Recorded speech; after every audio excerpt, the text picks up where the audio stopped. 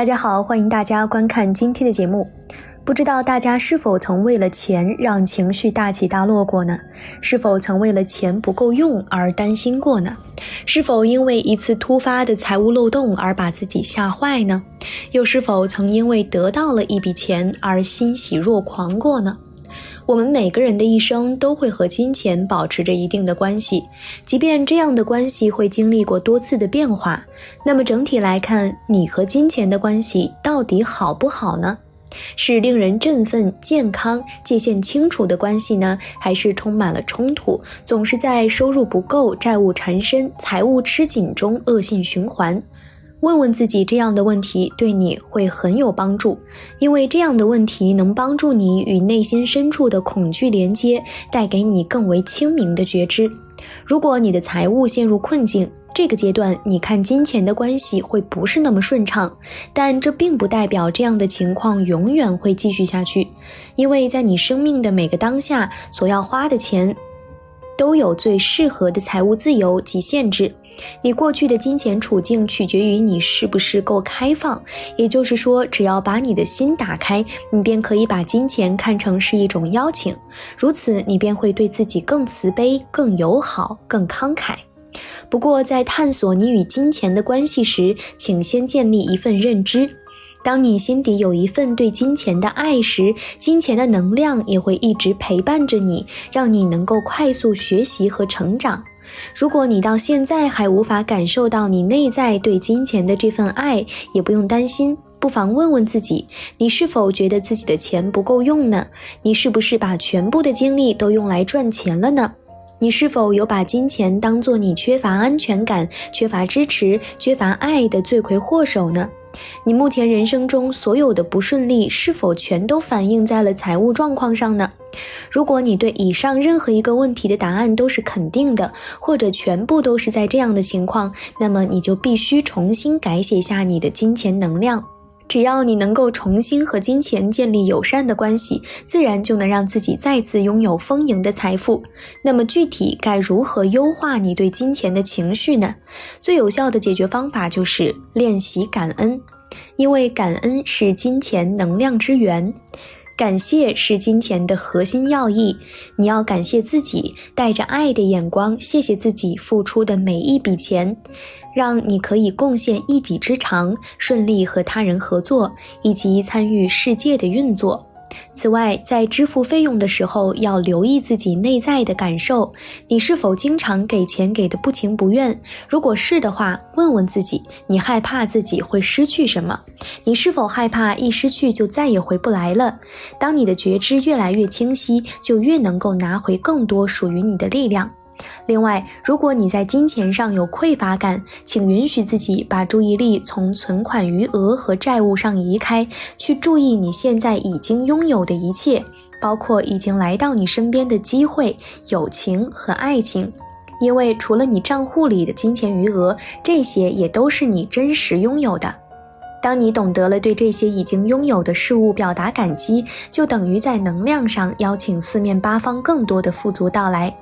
当然，如果目前你已经和金钱的关系感到非常富足，也可以相对轻松自在。你可以感谢以各种方式来到你面前的所有进账，以及能够让你赚取到钱的工作机会、天赋和其他管道。此外，感恩同时也是一种能够带来强大疗愈效果的情绪状态，强大到足以终结贫穷意识。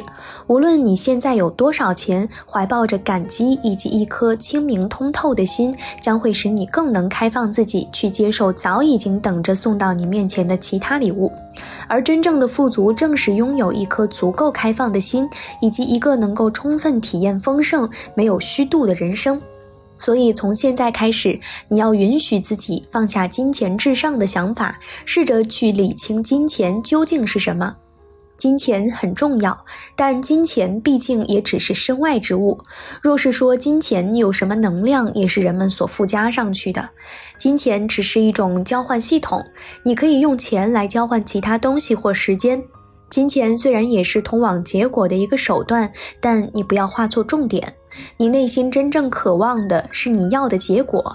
金钱带来的感觉，你与金钱的友善关系，而不仅仅是金钱的数目。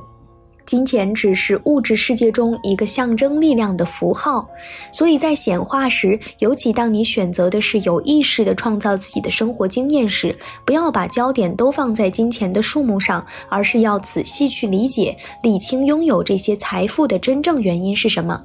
如果你不断地为钱烦恼，就等于是在助长你的财务困境。有许多人很享受那种金钱得来不易的感觉，那会让他们觉得活得有目标，想办法付房租，想办法存钱去旅行。这种驴子追着胡萝卜跑的关系会花掉很多不必要的精力。因此，你要对自己诚实一点，去看看你是不是已经很习惯，甚至很享受这种为钱纠结的感觉。你是不是在不知不觉中一直很习惯地在助长这样的财务困境？也有些人会下意识地认为，有钱后就会充满铜臭，拥有太多财富将会不利于自身的羞耻，甚至误以为日子越苦就越有利于灵性的学习。